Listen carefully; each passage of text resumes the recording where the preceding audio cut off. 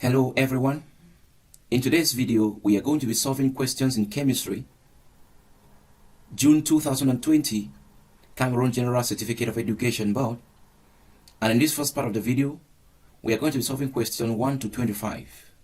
And in the second phase of the video, we will move from question 25 to 50. So stay tuned as we move right into the video. So question number 1. We have been asked, which one of the following processes is exothermic? An exothermic reaction is a reaction in which heat is evolved to the surrounding. So, we have been given option A to D. Option A says we see oxygen gas, which is diatomic, going to give us oxygen atom gas. So, for the option A, we talk about enthalpy of atomization. Enthalpy of atomization is actually endothermic, so A is incorrect. For an exothermic reaction, to calculate the enthalpy change, delta H is equal to the enthalpy of product minus the enthalpy of reactant.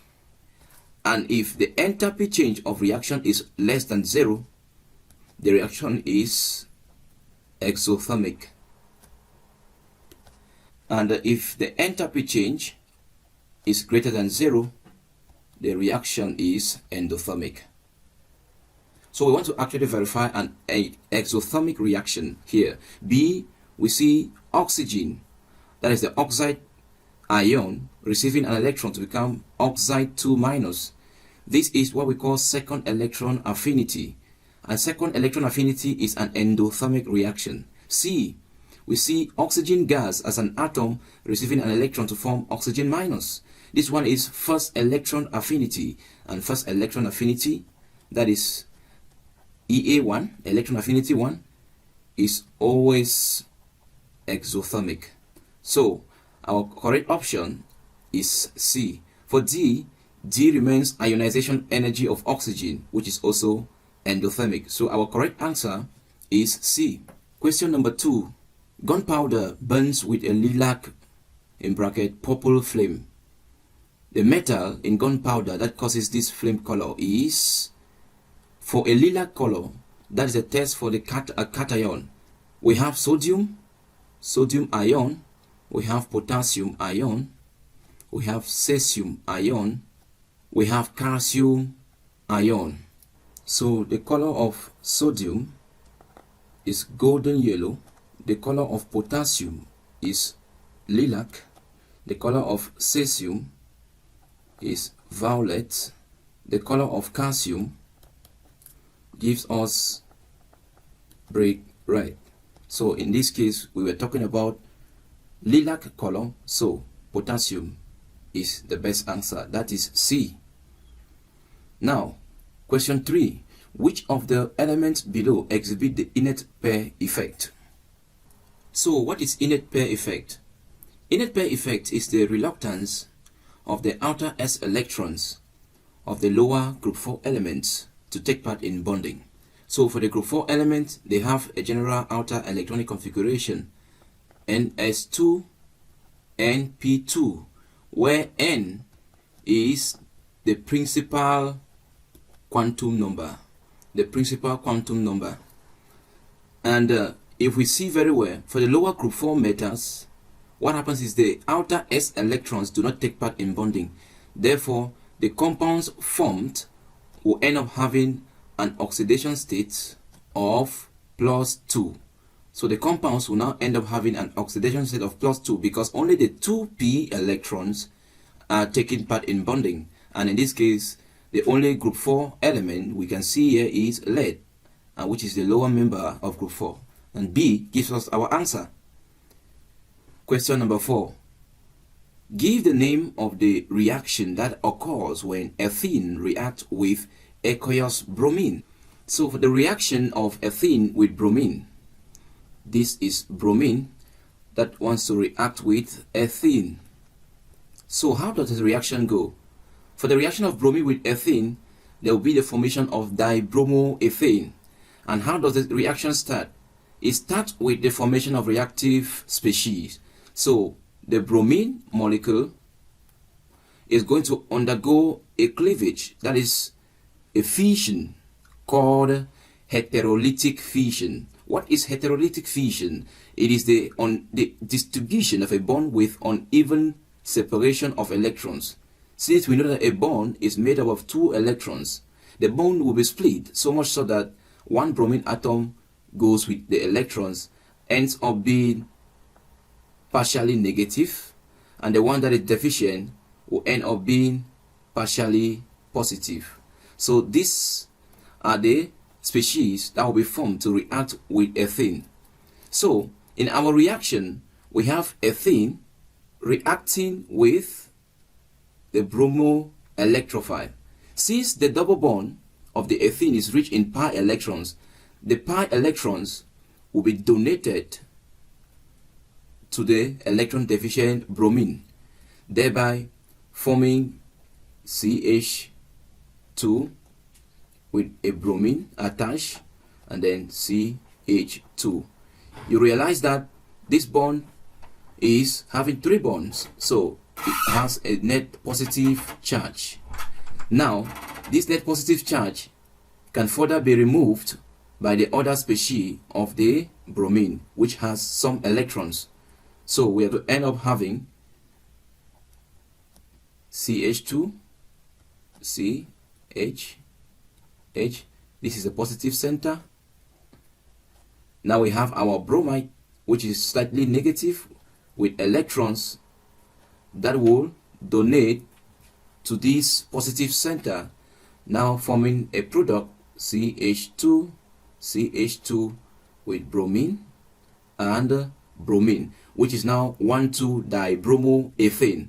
So in this reaction, our main point of interest is the attack of the electron deficient bromide.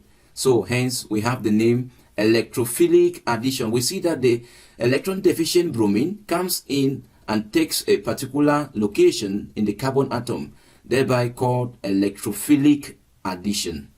So hence A is the best name for the reaction. Question number 5. Choose the apparatus that can be used to easily monitor the rate of reaction between permanganate ion and the oxalate ions in acidic medium. So in this reaction, we have the permanganate ion reacting with the oxalate ion to give the manganese 2 plus carbon dioxide. This is the reaction, and the permanganate has a purple color.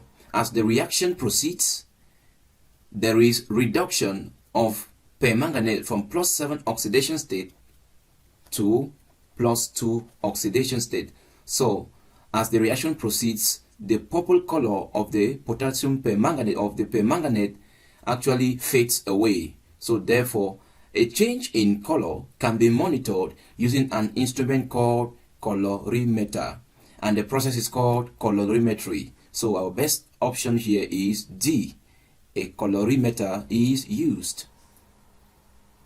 Next problem, question number 6.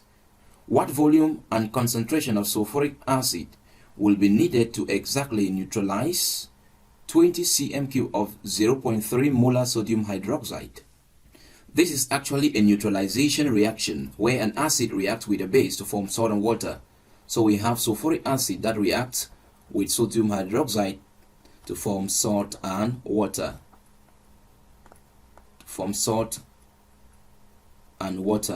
When we balance the equation, we have 2 and then we have 2. So the equation here is balanced 1 mole, 2 mole. From our expression, molarity of acid, volume of acid, divided by molarity of base, volume of base, equals number of moles of acid from the stoichiometric equation. That is the balance equation. That will be what is giving us, where the number of moles of the base is 2, number of moles of acid is 1. So in this case, we can simplify by saying molarity of acid, volume of acid, and molarity, number of moles of base should be equal to molarity of base, volume of base, times number of moles of acid. That is where we cross multiply. And what is the number of moles of base? We have 2. And what is the number of moles of acid? 1. So we have 2 molarity of acid, volume of acid, to be equal to molarity of base, volume of base. Since we have number of moles of acid here as 1. So this is what gives us. So we are going to use this expression to find an equivalence of the concentration of 3 molar or 0.3 molar and a volume of 20 cm cube. So what do we have? It means that at the end point of a titration reaction, that is to neutralize, number of moles are equal. Number of moles are the same. Number of moles of acid equals number of moles of base. So it means that from this expression, 2 MAVA equals MBVB. And from our question, we already have MBVB. So if we take MBVB, it will be equal to the volume, that's molarity 0.3 times the volume 20 cm cube converted to dm cube, we divide by 1000.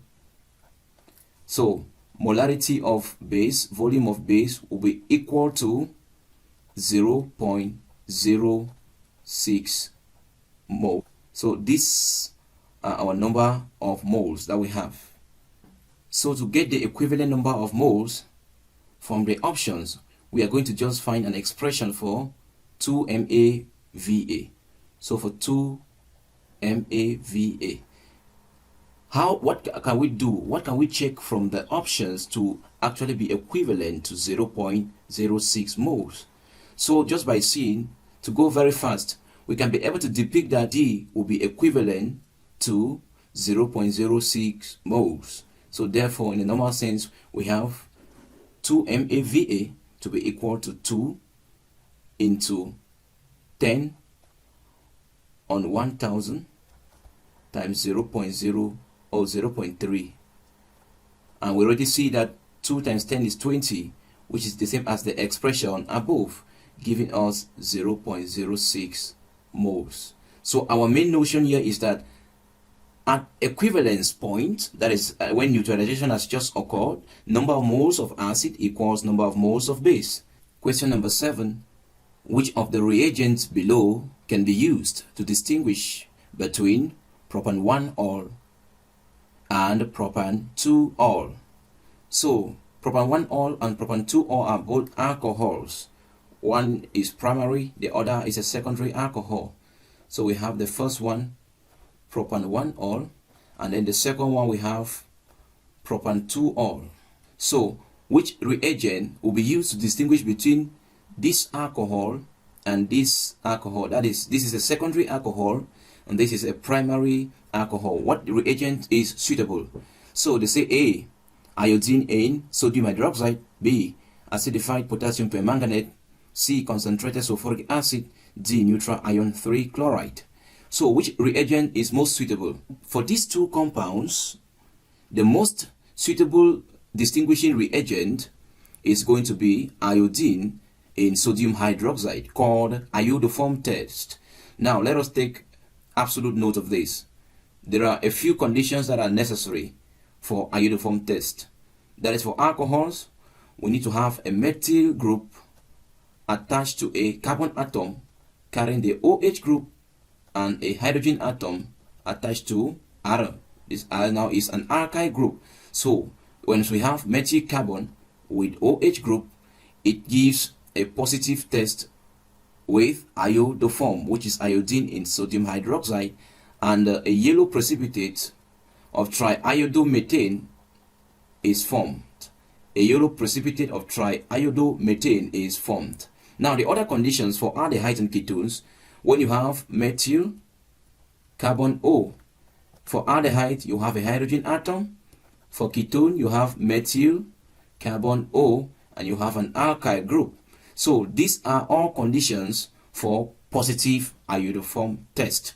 So our best option here is A, iodoform test will distinguish, which means that propan-2-ol will form a yellow precipitate with iodoform, while propan-1-ol will give no observable change. Question number 8. The graph below is part of a plot of log of ionization energy against number of electrons removed for element X. So our graph we have a graph of this magnitude. This is a graph of log of ionization energy against number of electrons removed. So we talk about ionization energy as the energy required to remove an electron from an atom. So therefore, this should be, when removing an electron from an atom, we start from the outermost shell and keep going into the innermost shell. And we realize that as we enter into the nucleus of an atom, the nuclear attractive force increases, so ionization energy increases as we move closer to the nucleus of the atom. So it means that for this we have one electron, the second electron being removed, and the energy difference between these two electrons is almost constant. But now this great jump from here to this point in order to remove the third electron shows that a new shell has been penetrated. So whenever electrons are removed from the first outermost shell to jump into the new shell, the nuclear force is extremely high, and in order to break through, a lot of energy, a very high amount of energy is required. So it therefore tells us that only 2 valence electrons were present. So it means that we can be able to determine the group to which element X belongs, since we have removed 2 electrons, and we know that the number of valence electrons determines the group to which an element belongs. Therefore, these 2 electrons show that the element X is in group 2. So the element X is in group 2, and our best option here is B. Question number 9. The number and types of particles emitted in the radioactive decay of manganese 57 to vanadium 49 are. So we have the element manganese 5725 decomposing to give us vanadium 4923 plus the emission of alpha particle with mass number 4, 2. Now I would say I don't know the exact number of alpha particles emitted, so I say A number of alpha particles plus B number of beta particles. So in order that I can be able to calculate the values of A and B, and this will be the number of alpha particles and beta particles respectively. So we have the mass number on the left hand side to be equal to sum of mass numbers on the right hand side. So in order to solve for the value of A, I would equate the mass numbers and also equate the atomic numbers. For the mass numbers, I have 57 to be equal to 49 plus A times 4, 4A plus B times 0, which is of course 0. So therefore, we have 4A to be equal to 57 minus 49. So 4A will be equal to 8, and therefore A will be equal to 2. So the value of A is 2. What then is the value of B? For the value of B, we are going to equate all the atomic numbers, where we are going to say that 25, which is the atomic number, will be equal to 23 plus 2A minus B. So we have 25 to be equal to 23 plus 2, and the value of A is 2 minus B. So that we have 25 to be equal to 23 plus 4 gives us 27. So we have minus B. So when we send 27 this way, we have minus 2 to be equal to minus B. So our B equals 2. So the value of A is 2 and the value of B is also 2, which makes our answer to be D, 2 alpha particles and 2 beta particles. Number 10. Give the IUPAC name of the following. What compound do we have? We have CH3, CH2, CH2, C, we have CH2, or that's C2H5, we have CH3, we have bromo, that is Br, and we've been asked to give the name, that is the IUPAC name of this compound. So what we know, according to the IUPAC rule or the IUPAC system of naming organic compounds, we have to identify the longest continuous chain. If we count this straight carbon atom, we have 1, 2, 3, we have 4, we have 5. And if we choose to count, we'll count these ones: 1, 2, 3, 4, and then we have 5 and 6. So our longest continuous chain is going to be this one. This is our longest continuous chain, and these now are going to be substituents that are added to the chain. So our longest continuous chain will be 1, 2, 3, 4, 5, 6. This now will be substituent added to the chain. And if we start counting from here, we have 1, 2, 3, and here 1, 2, 3, 4. So the shortest possible chain of naming is from this direction, where the methyl group is on carbon 3 and bromo is on carbon 3. So we name alphabetically, knowing that M comes after B. It means that we're going to have 3 bromo, 3 methyl hexane. That is the name of our compound. Bromo is on carbon 3, methyl is on carbon 3, and there are 6 carbon atoms, hexane. So our best option here is A. Question number 11. Chlorine may be prepared in the laboratory from concentrated hydrochloric acid by heating it with, they say A, concentrated sulfuric acid, B, manganese 4 oxide. So our best answer is going to be manganese 4 oxide. This is the only reagent that is going to yield us chlorine. Let's see how the reaction is. So we have manganese 4 oxide reacting with hydrochloric acid. It's going to give us manganese 2 chloride. We have plus water plus chlorine gas. So this is our equation for the formation of chlorine using hydrochloric acid and manganese 4 oxide. So our best answer is B. Question number 12.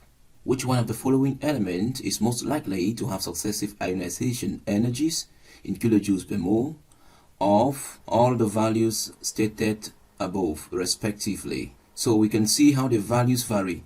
Now for ionization energy, this shows the energy required to remove successive electrons. As we move across, we see that there's a steady increase from 786, from 1580, from 3230, from 4360 to 16,000, 20,000.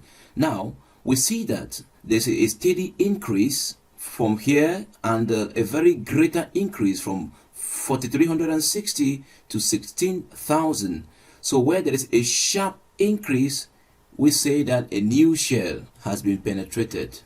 A new shell has been penetrated, and we count the number of energy levels before the increment. We have 1, 2, 3, 4. It means that 4 successive electrons have been removed before the 5th electron, which requires a huge amount of energy. It means that there are 4 valence electrons. 4 electrons removed. So in this case, the element which has 4 valence electrons is silicon, because silicon is in group 4. So the answer is D, which is the best option. Question 13. Given the following data, enthalpy of formation of methane to be equal to minus 75 kilojoules per mole. Graphite gives us, that is solid, gives us graphite gas, and the enthalpy change equals positive 712 kilojoules per mole. We have hydrogen giving us hydrogen gas, and the enthalpy change is equal to positive 215.5 kilojoules per mole. They ask now the bond enthalpy in kilojoules per mole of the CH bond in methane is. So in this we have to apply Hayes' law. We need to do the application by drawing an energy diagram. An energy diagram for the formation of methane. Enthalpy of formation is the enthalpy change when 1 mole of a compound is formed from its constituent elements. So the elements are carbon plus hydrogen, gas. Carbon is a solid, giving us CH4, which is methane. Balancing, we put 2. So this is enthalpy of formation of methane. So for this carbon from solid to gas is atomization. Hydrogen is also atomization.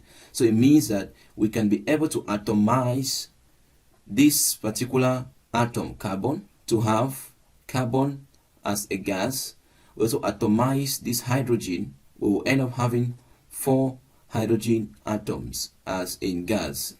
So, and for the enthalpy of atomization of methane, if we break up methane, we're also going to have corresponding carbon and hydrogen. I can call this delta H1, delta H2, and delta H3. So this one is enthalpy of formation of methane. So what we do not know is delta H3. So we apply Hess's law, and I would like to move a loop in a clockwise direction. If I choose, so it means that the roots that are towards my direction will equal the energy of the anti-root. Therefore, I'm just simply going to equate the roots that are towards my direction to the roots that are against my direction. If I move in a clockwise direction, I see that I move towards delta, that's enthalpy of formation. I move towards delta H3, I move against delta H1 and 2. Therefore, in the normal sense, I have enthalpy of formation plus delta H3 to be equal to delta H1 plus delta H2. And what we do not have is delta H3. So we do not have delta H3. But we realize that on our cycle we have up to 4 hydrogen atoms. Therefore delta H2 will be multiplied by 4. So making delta H3 the subject of formula.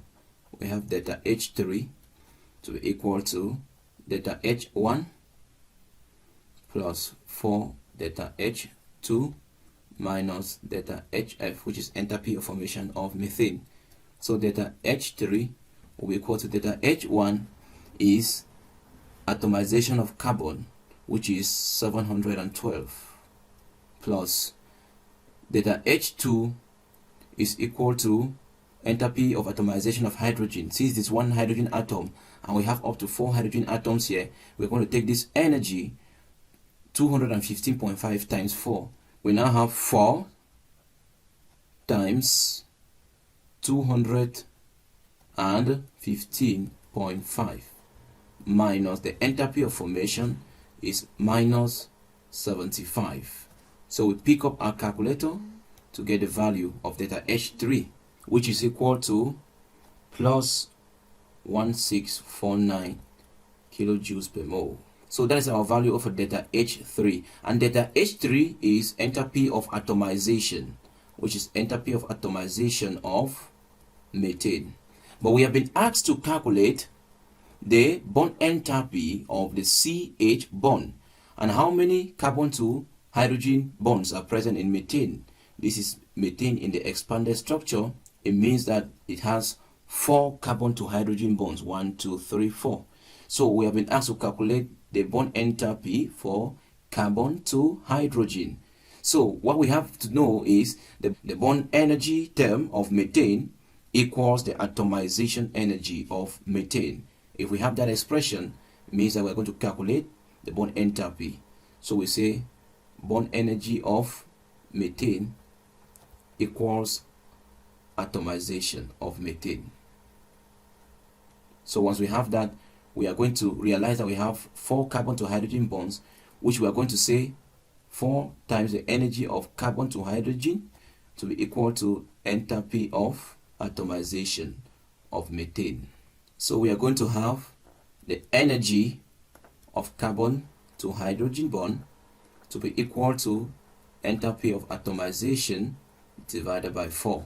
So the energy of carbon to hydrogen will be equal to enthalpy of atomization is plus 1649 divided by 4.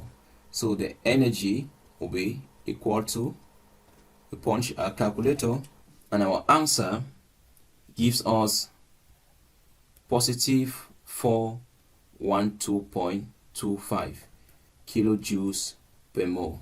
So this is our value for the enthalpy of carbon to hydrogen, which is approximately the value for B, since there is no decimal.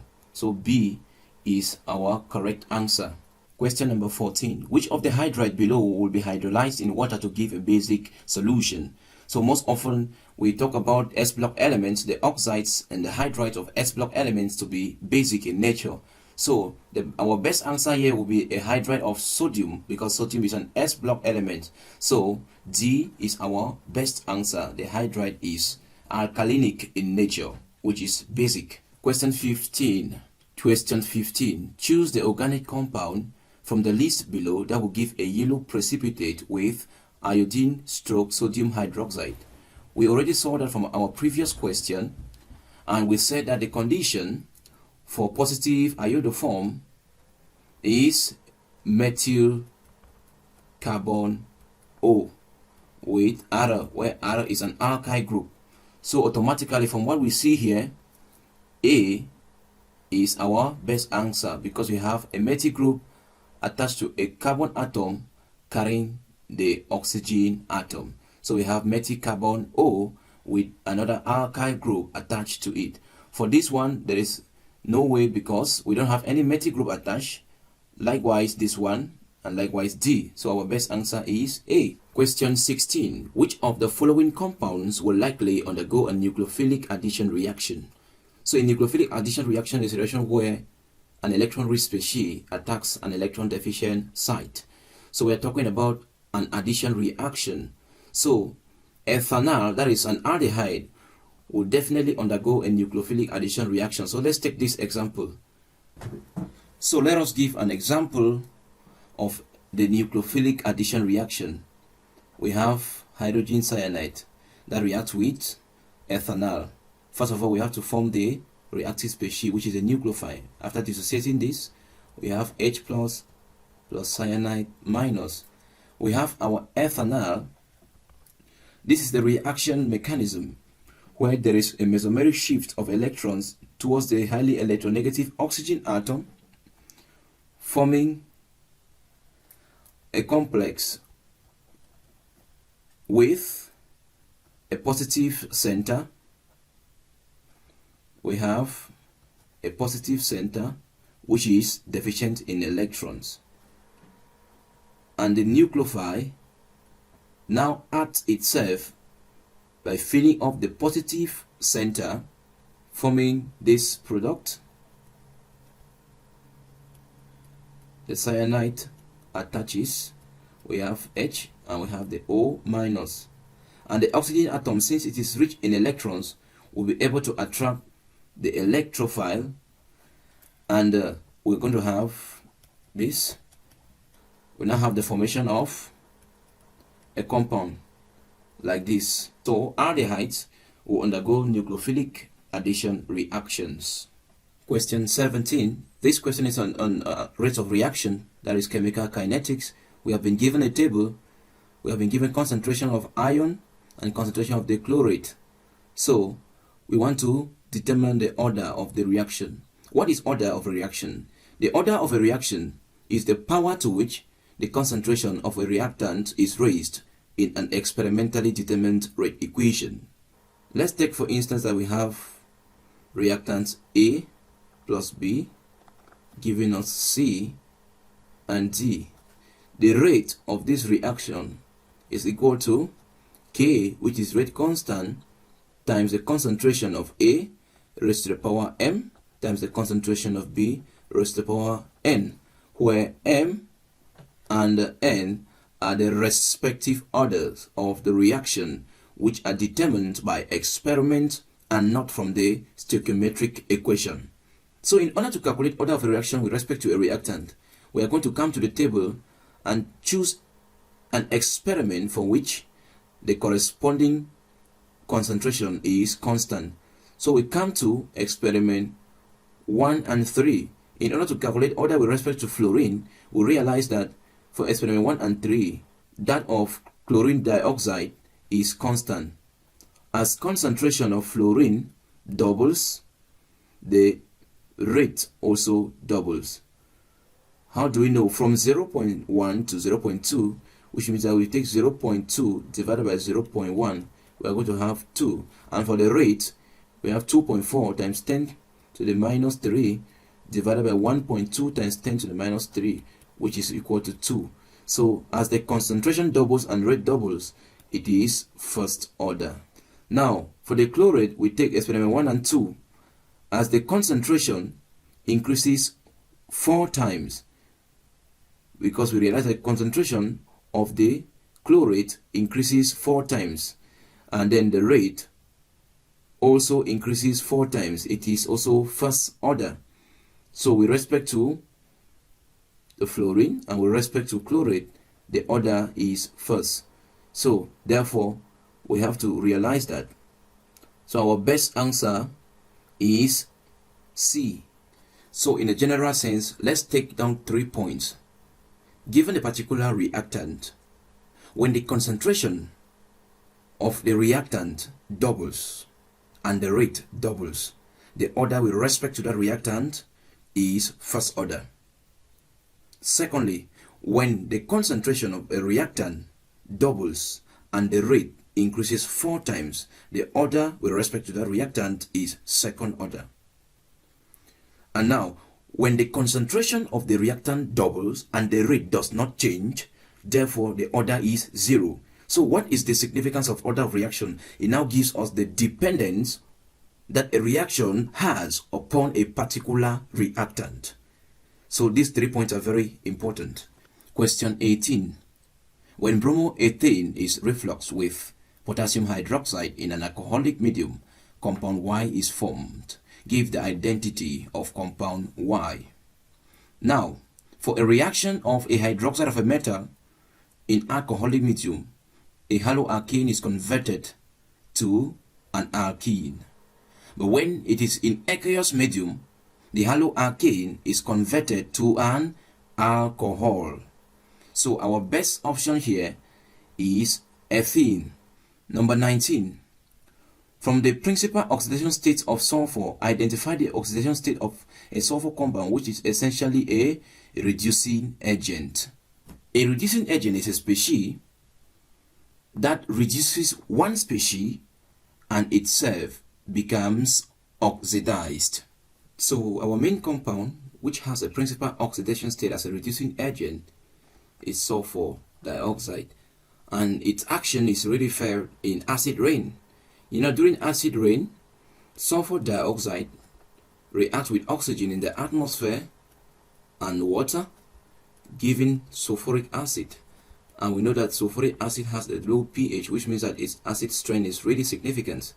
So sulfur dioxide, like I said, that it is a reducing agent because it becomes oxidized at the end of reaction.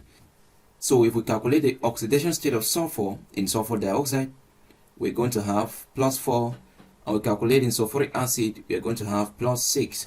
There is an increase from +4 to +6. So it is a reducing agent which becomes oxidized in the reaction. So our best option is A. Question 20. Consider the following 2 reactions. So given these enthalpy changes, how do we go about calculating the enthalpy change of this overall reaction? So I want us to take a very simple way of doing it. So you will look at these 2 equations. We realize that dinitrogen oxide is actually the product here, and nitrogen dioxide is a product here. So which means that we can definitely swap equation. This equation, I can call this 1, and I can call this 2. So if we swap equation 1 by reversing, so that the products become the reactant and the reactants become the product, we are going to add the 2 equations, and then we are going to have an overall of nitrogen dioxide giving us dinitrogen oxide, which means that if we have equation 1 plus equation 2, as we swap equation 1, So the product become reactant. The enthalpy, the sign for the enthalpy change also changes. Therefore, it moves from negative to positive.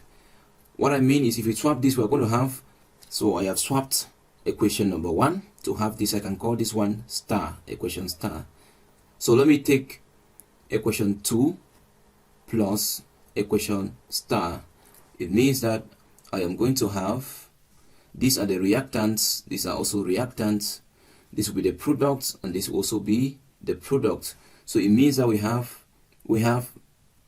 nitrogen plus oxygen plus nitrogen dioxide giving dinitrogen oxide gas plus nitrogen gas plus oxygen gas. We realize that this oxygen takes off this oxygen, this nitrogen takes off this nitrogen, and we are finally left with this nitrogen dioxide giving us the nitrogen oxide. And as we add equation star, the enthalpy changes. Negative 88 and positive 10 are also added, which means that the enthalpy of reaction will be equal to minus 88 plus 10, which equals minus 77 kilojoules per mole. So that's our answer. So our best answer here, which is the correct one, is C, minus 78 kilojoules. Question number 21. The following potential energy diagram is for an uncatalyzed reaction. When a catalyst is used, the activation energy of the forward reaction is reduced to 35 kilojoules per mole. What is the activation energy of the catalyzed reversed reaction in kilojoules per mole? So we have our graph. So on the diagram, we see that they say that the reaction is catalyzed and the activation energy is reduced to 35 kilojoules per mole.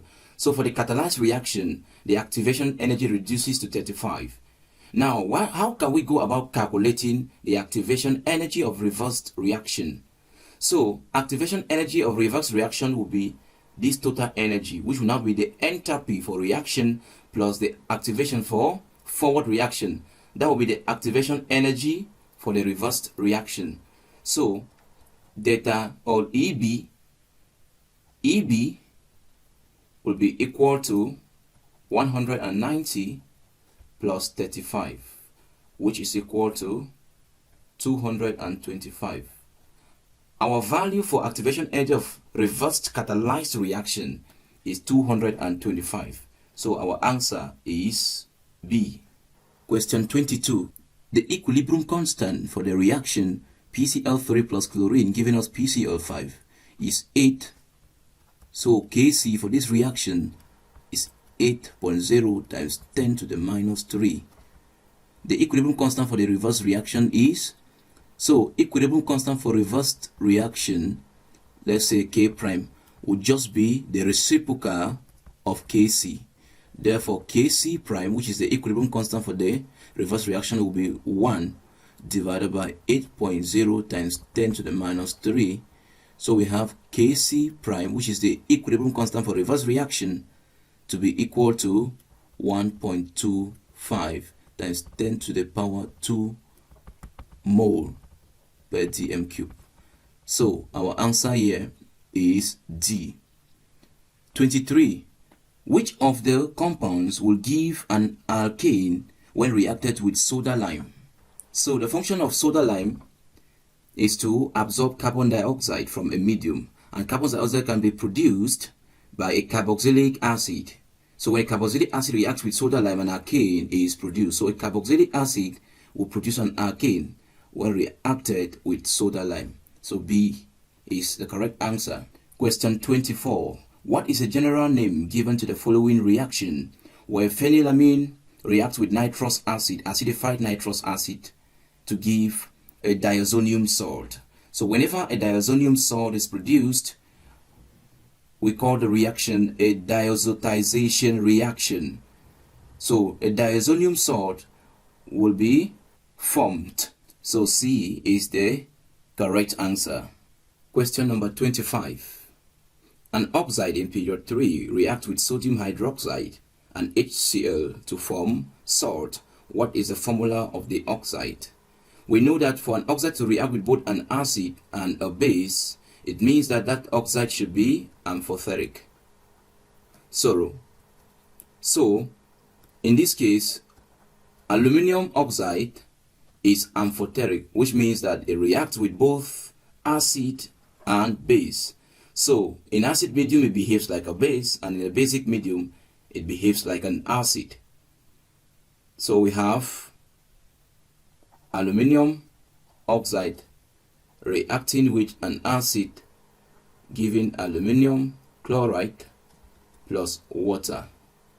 So when it reacts in the presence of a base, aluminium oxide will react with a base, sodium hydroxide, in the presence of water to give a complex sodium aluminate.